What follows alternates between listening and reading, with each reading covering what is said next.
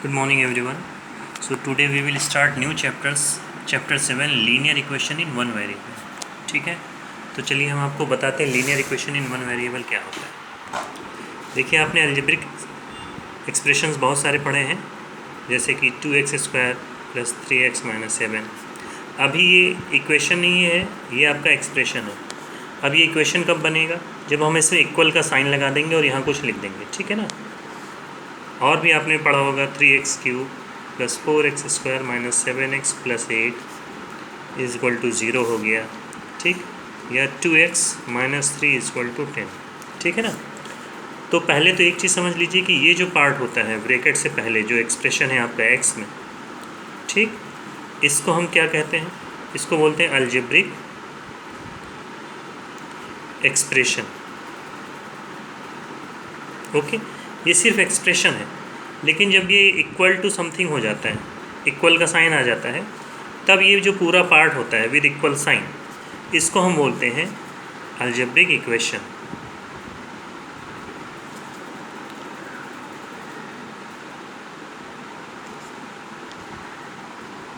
Okay, तो एक only algebraic expression और अलजेब्रिक इक्वेशन। इसमें इक्वेशन में देखिए EQ/U, ठीक है ना, इक्वल का ये पार्ट आपका यूज़ हुआ है। तो ये EQ/U जो यूज़ होता है वो इसीलिए यूज़ होता है कि इसमें इक्वल की वैल्यू आ जाती है, इक्वल का साइन आ जाता है, ठीक।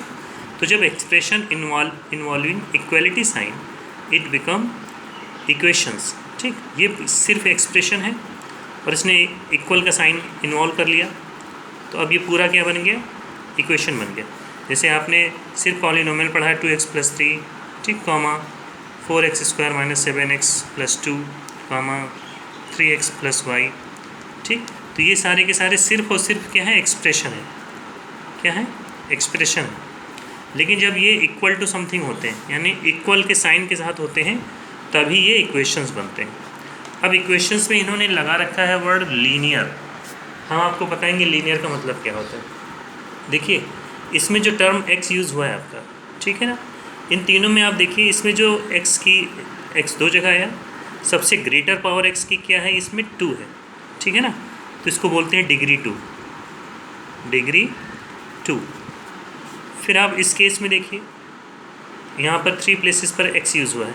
इसमें जो पूरे एक्सप्रेशन में, इस पूरे इक्वेशन में जो सबसे ग्रेटर पावर है x की, वो क्या है? 3, ठीक। तो इसकी डिग्री क्या हो जाएगी? इसकी डिग्री हो जाएगी 3, ओके।